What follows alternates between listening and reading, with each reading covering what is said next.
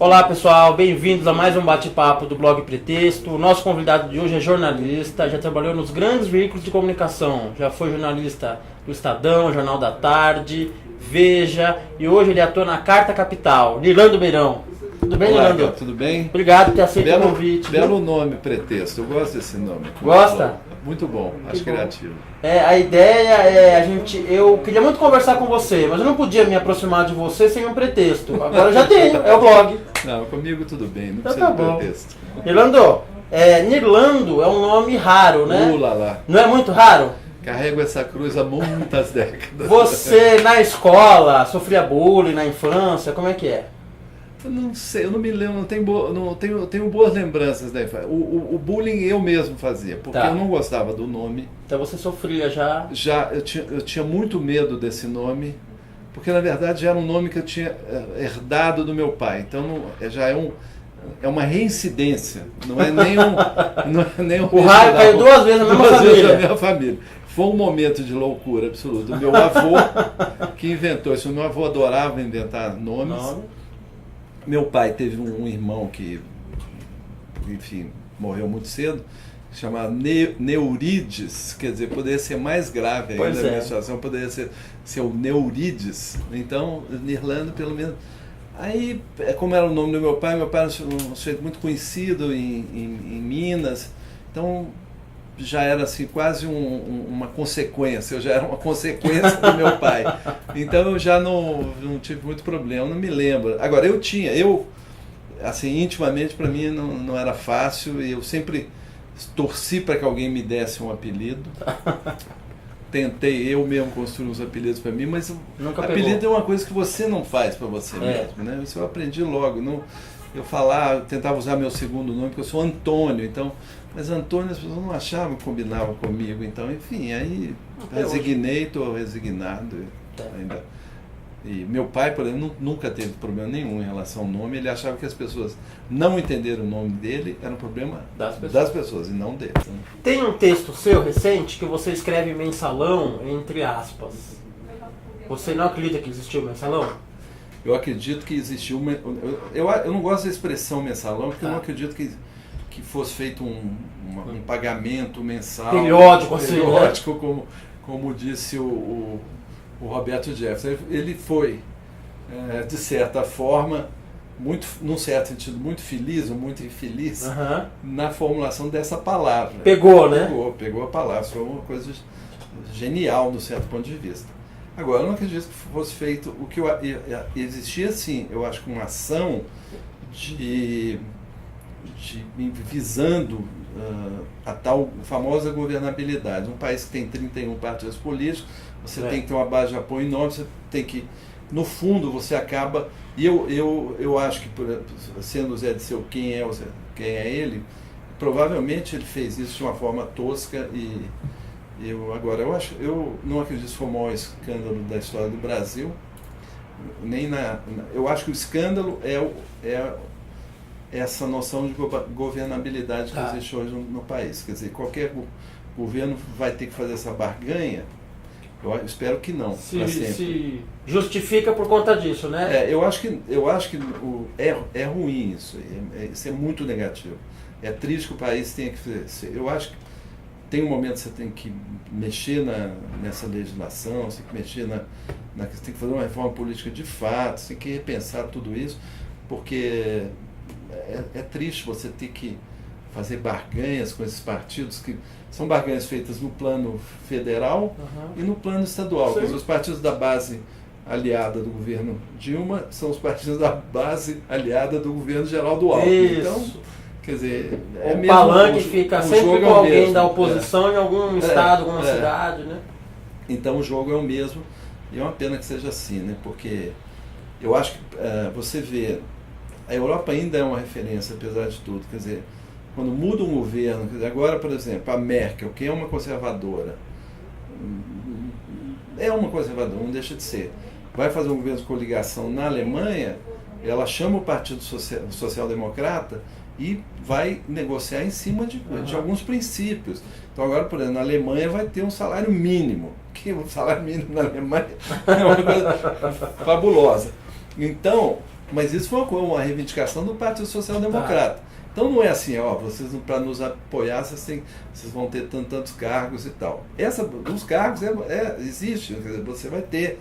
Mais importante do que os cargos é ter uma proposta política, uma proposta social, econômica, que é o que acontece, por exemplo, na Alemanha, que a gente está vendo agora. Então, no Brasil não. No Brasil tem um ministro da pesca, que é do tal partido que você precisa botar lá, então, que é uma tristeza isso. Fernando, eu sempre falo que o Facebook é uma ideia que nunca podia dar errado, porque ele lida com duas coisas básicas do ser humano: vontade de se exibir e curiosidade em saber da vida dos outros, né? Você acha que isso que garante o sucesso da Caras, uma revista que você ajudou a fundar, você acha que é o mesmo princípio de curiosidade de quem lê com vontade de se expor de quem participa? É um Facebook com 20 anos de antecedência, né? Porque a Caras fez esse ano 20 anos. Você estava no começo dela, né? Tava. Olha, isso é uma coisa assim, eu brinco assim, contando as minhas coisas inconfessáveis da minha carreira, eu incluo a Caras, mas não é verdade. A Caras foi um grande aprendizado para mim, do ponto de vista do que é comunicação, como falar com determinados públicos, e essa questão da vaidade, né, da coisa da exposição, dos limites da oposição. E eu fui para lá no momento que estava... A revista foi, de fato, lançada pelos argentinos, que já tinham o modelo Caras lá na Argentina, e que eram fascinados por esse padrão do que eles chamam de la prensa del corazón, que é a coisa que toca na afetividade, assim, nos sentimentos das pessoas.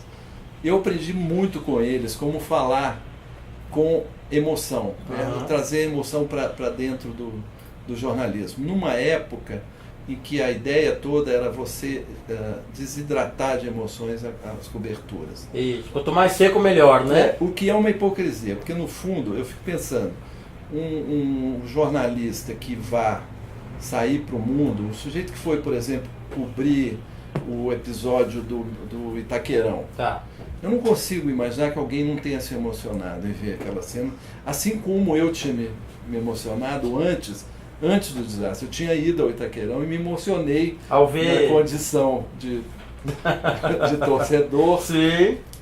Aquele monumento que está surgindo lá. Eu fiquei muito emocionado. Eu acho que isso teve um momento que ficou fora de moda no jornal. Você não tem emoção. Acho que a revista Caras trouxe de novo essa coisa e usou, e de fato é uma boa definição essa. Um Facebook com avant la lettre. Falando em exibicionismo, em lado B, Playboy. Você foi editor especial da Playboy, né? Eu fui eu tive 3 encarnações no Playboy em fases diferentes. Playboy foi isso. Um pouco, eu acho que era uma revista que teve um momento. E eu não estou nem julgando o que é a Playboy hoje. Assim. Eu sei que a Playboy de hoje tem uma tiragem muito menor, mas eu acho que é aí o fenômeno realmente do mundo. O mundo que mudou. Até pelo que você falou também, né? Da internet. Da internet. E eu acho que as revistas masculinas teriam que ser repensadas. Qual o sentido ainda? Eu acho que tem um problema básico aí, que é chamado de revista masculina, até aí, já de definição, de cara. Os dois mundos se aproximaram muito, feminino e masculino. Então, eu não acho que haja uma dicotomia tão assim, vigorosa em relação a isso. Eu acho que as mulheres e os homens começaram a ter interesses muito maiores, muito mais próximos. E então essa coisa que existia no passado, serviço só para homem, então aquela obsessão de estar falando de sexo o tempo todo com mulher e tal, tratando a mulher como se fosse meio coadjuvante e tal, isso mudou. Agora, na nossa época a gente fez, eu tinha minha situação particular no Playboy era muito especial, porque eu fazia as matérias que eu chamava de poeira nos olhos, que eram as matérias purpurina, assim, eu fazia purpurina. Eu viajava muito, fazia matérias ficava 10 dias em Monte Carlo, Principado, fazia uma matéria sobre o cassino, ficava uma semana no Hotel Plaza Athénée em Paris. E te pagavam para isso?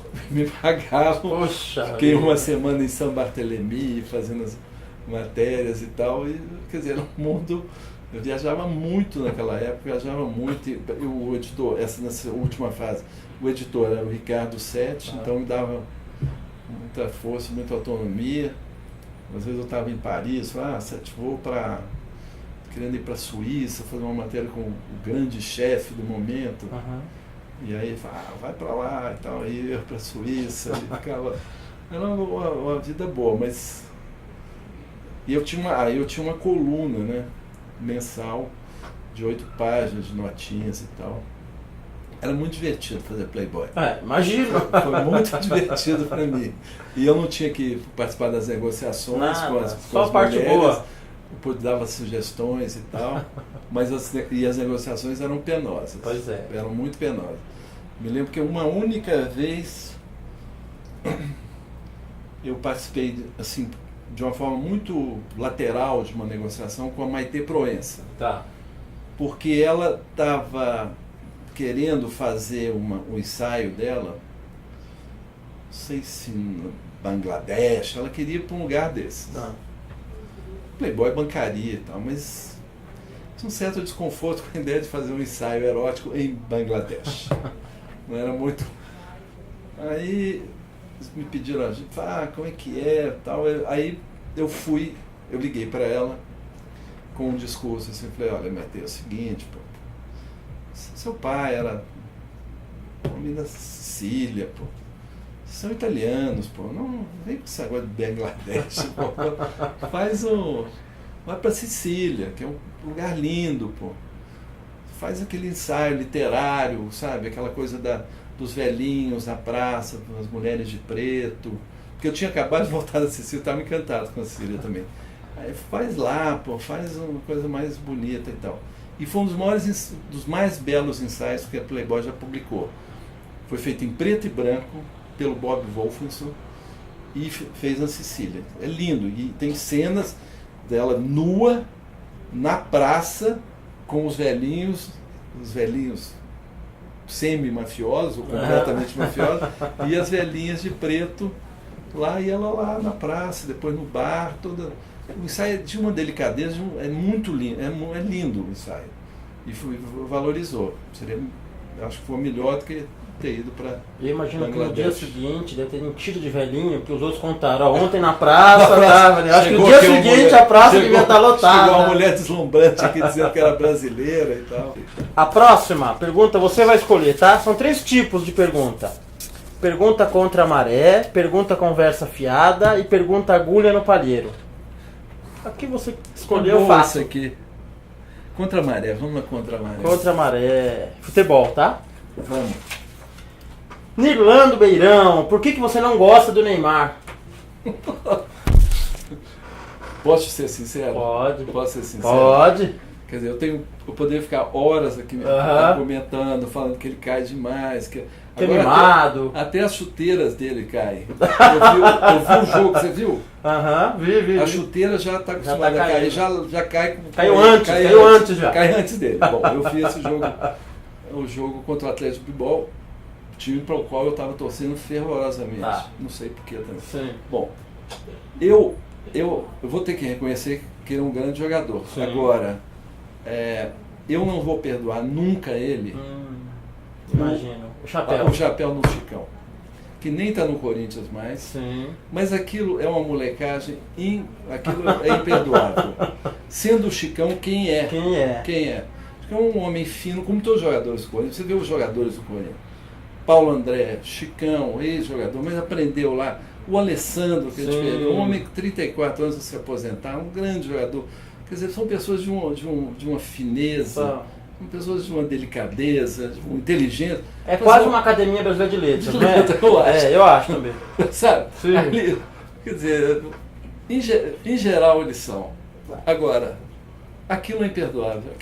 Para mim, ele vai ter que ganhar uma Copa do Mundo, 2, 3, depois daquela molecagem.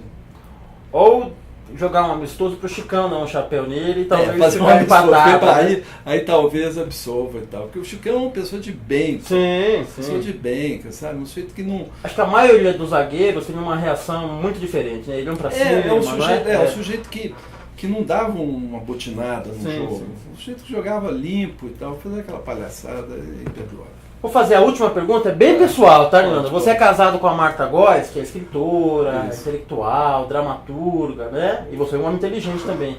Vocês só conversam de coisa séria entre vocês ou vocês jogam conversa fora também? Como é que é o assunto em casa, a conversa em casa? A gente fala muito de coisas da família, quer dizer, agora nós temos uma neta. Tá. Então, não sei qual a lógica, qual a química que acontece com as pessoas, essa neta contamina todas as conversas. Todas as É conversas. onipresente. O Antônio Prata, que é o pai, Aham. ele me contou, confessou um dia desse, que o sonho dele seria toda semana escrever naquele espaço da Folha de Domingo, da crônica dele, sobre a Olívia. Sim. Mas ele disfarça. Então, Ele tenta caçar outro assunto. Aí vem ele fala, não, já estou indo para a Olívia. Então ele tem que espaçar um pouco e tem que ser assim agora, intervalo de mês em mês, Tá, ele se permite falar. Tá. Mas então o que está acontecendo nesse momento é que a gente tem falado Da Olívia. muito da Olívia. Ótimo. Então menos de teatro, menos de cinema e mais. muito mais da Olívia. Ótimo, ótima troca. Irlando, muito obrigado pela Obrigado a você. entrevista, Muito gostei bom. demais. Sucesso, vamos em frente aí com o Pretexto. Obrigado, viu? Obrigado mesmo. E a gente se vê em outra entrevista. Até mais.